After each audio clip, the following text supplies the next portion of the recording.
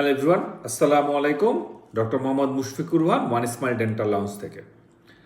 আজকে কথা বলবো রুট ক্যানেল করা দাঁতে ব্যথা হতে পারে না হতে পারে না। প্রথমত, রুট ক্যানেল করা দাঁতে আমরা অনেক সময় রোগীদের মুখে শুনে থাকি ব্যথা হচ্ছে, এবং যেই দাঁতটা ট্রিটমেন্ট করা হয়েছে সেটা ওনারা দেখায় যে ওই দাঁতটা ব্যথা হচ্ছে।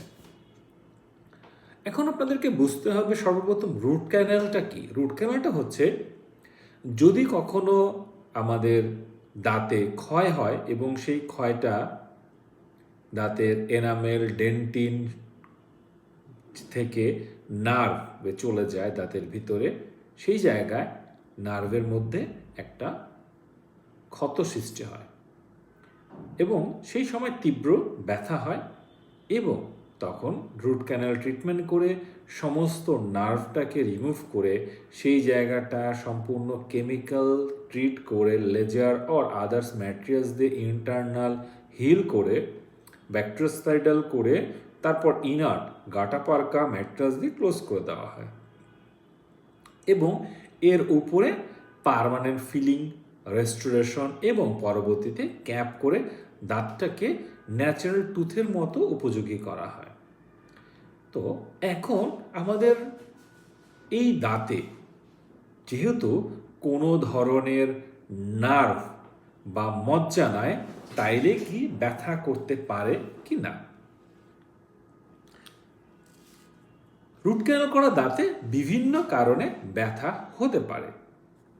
তার মধ্যে একটা কারণ হচ্ছে যেই দাঁতটা রুট ক্যানাল করা হয়েছে এবং ক্যাপ বসানো হয়েছে, তো ওই ক্যাপ এবং পাশের দাঁত দুটো মধ্যে খাবার জমে মাড়ি থেকে ব্যথা হতে পারে। আমাদের দেশের রোগীরা ভাবে যে আমরা অনেক টাকা খরচ করে একটা ক্যাপ লাগিয়েছি, তো এইটা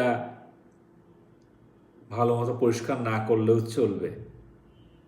তো এইটা একটা অবাস্তব কথা, এবং এই ক্ষেত্রে আমরা রোগীদেরকে দোষারোপ করি না, বাট রোগীরা অ্যাকচুয়ালি ভুলে যায় যে দাঁত মাড়ি পরিষ্কার রাখাটা খুবই জরুরি। আরেকটা কারণ, পাশের দাঁত থেকে ব্যথা সৃষ্টি হয়ে সেটা রেফার্ড হয়ে সামনের দাঁতে বা যেই দাঁতে কাজ করা হয়েছে সেই দাঁতে ব্যথাটা চলে আসা। এটা আমরা খুবই কমন দেখি। ইভেন আমরা উপরের দাঁতের ব্যথা অনেক সময় দেখি নিচের দাঁতে চলে আসতেছে। এটাকে মাইগ্রেটরি পেইন বলে বা রেফার্ড পেইন বলে। ডেন্টাল ট্রিটমেন্টে বা ডেন্টালে পেইনের মধ্যে এইটা অনেক কমন একটা রেফার্ড পেইন। যেহেতু এই কয়টা সব নার্ভ অলমোস্ট একটা নার্ভে ব্রেনে যায়, তো কখনো উপরের দাঁত, পাশের দাঁত এবং সামনের দাঁত থেকে রেফার্ড পেইন ওই দাঁতে আসতে পারে। থার্ড, আমরা যে দাঁতটায় ক্যাপ করেছি বা পার্মানেন্ট ফিলিং দিয়েছি, ওই ক্যাপটা অন্য অন্য দাঁতের সমান না হয়ে একটু উঁচু হয়েছে। ক্যাপ সাপ্লাই দেওয়ার সময় রুগীদেরকে জিজ্ঞেস করা হয় কামড় দিয়ে যে আপনার কামড়টা মিলছে কিনা। তখন রুগী যদি সম্পূর্ণ বিষয়টা না বুঝে এবং বলে যে তার মিলছে, সেই ক্ষেত্রে এই প্রবলেমটা হতে পারে, এবং এই ক্ষেত্রে অতিরিক্ত লোডে ওই ক্যাপ করা দাঁতটা অনেক সময় ভেঙে যাওয়ার একটা প্রবণতা দেখা দেয়। সাথে সাথে ওপরের দাঁতটাকেও সে নষ্ট করে ফেলে, কারণ আপনার প্রত্যেকটা দাঁতের শক্তি ওই দাঁতে পড়ছে। আরেকটা কারণ, যদি রুট ক্যানাল করা দাঁতে কোনো ধরনের ক্র্যাক থাকে বা রুট ক্যানাল করা দাঁতটা আগে থেকেই ভাঙ্গা থাকে, অথবা রুট ক্যানাল করার পরে এক্সটার্নাল ফোর্সে বা হাড্ডি জাতীয় কোনো কিছু খাওয়াতে দাঁতটা ক্র্যাক হয়ে যায়, সেই ক্ষেত্রে যেহেতু জীবাণুমুক্তকরণ প্রসেসটা সম্পূর্ণ প্রপারলি হচ্ছে না এবং কোনো হাড্ডি বা শক্ত সুপারি বা এই ধরনের কোনো কিছু খাওয়াতে দাঁতটা ভেঙে যায়, সেক্ষেত্রে তীব্র ব্যথা হতে পারে। তো আমরা অবশ্যই অধিকাংশ ক্ষেত্রে রুট ক্যানাল করা দাঁতে glass fibre post composite core build up করে নিতে বলি, এবং কিছু কিছু ক্ষেত্রে ক্যাপ করে নিতে বলি, যেন এক্সটার্নাল ফোর্সটা থেকে দাঁতটা মুক্ত থাকে।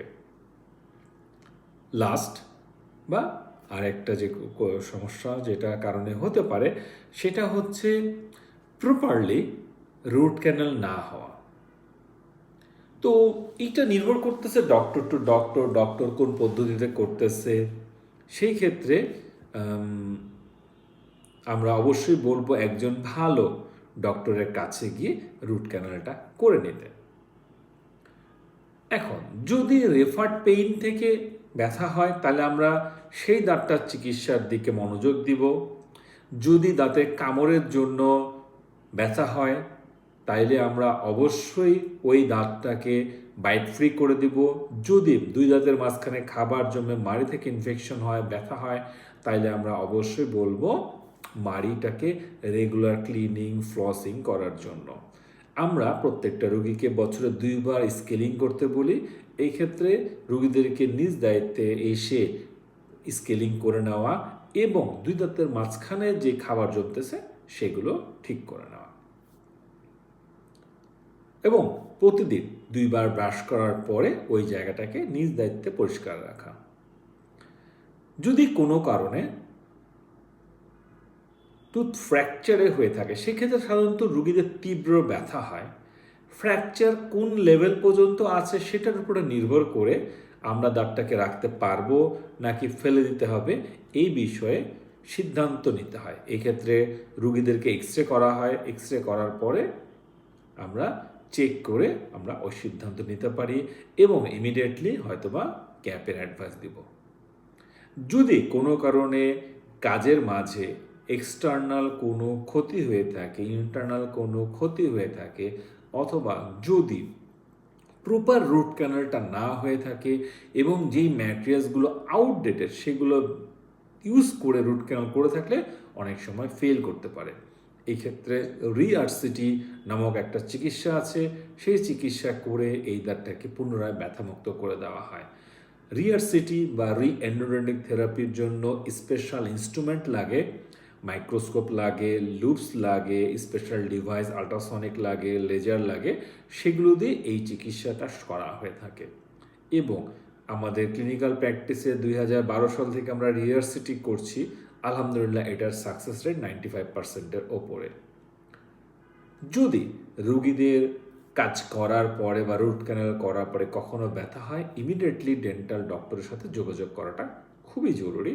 ডেন্টাল ডক্টর আপনার কন্ডিশন দেখে এই সিদ্ধান্ত জানিয়ে দিবে যে আপনার অ্যাকচুয়ালি কী কারণে হচ্ছে। দাঁতে ব্যথা করলে ঘাবড়ানোর কোনো কিছু নেই। আমরা সাধারণত যেহেতু একটা দাঁতে কাজ হয়েছে সেইটাই আমরা ধরে নিই ওই দাঁত থেকে ব্যথা হচ্ছে, কিন্তু অনেক ক্ষেত্রে অন্য অন্য কারণগুলো থেকেও ব্যথা হতে পারে। তো আজকে এই পর্যন্তই। এরপরে আপনারা যদি কোনো কোশ্চেন থাকে আপনাদেরকে করতে পারেন, আমরা অবশ্যই সমাধান দিয়ে দেবো। ওকে, আসসালামু আলাইকুম।